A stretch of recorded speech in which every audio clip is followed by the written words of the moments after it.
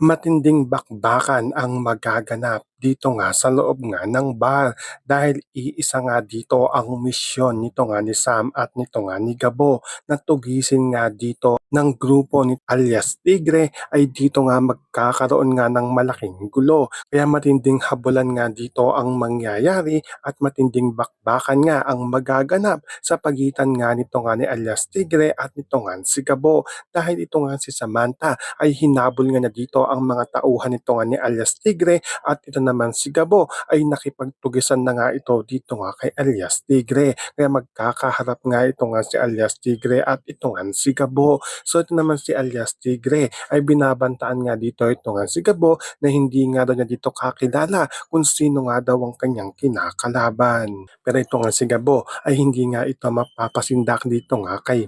alias Tigre at itutuloy nga na dito ang kanyang pakikipaglaban hanggang sa naabutan na nga sila nito nga ni Samantha kaya magtutulungan na nga ba ito nga si Samantha at ito nga si Gabo upang pabaksakin nga at hulihin ito nga si alias Tigre. So pakakaabangan nga natin dito kung saan nga ba hahantong ang paghabol nito nga ni Sam at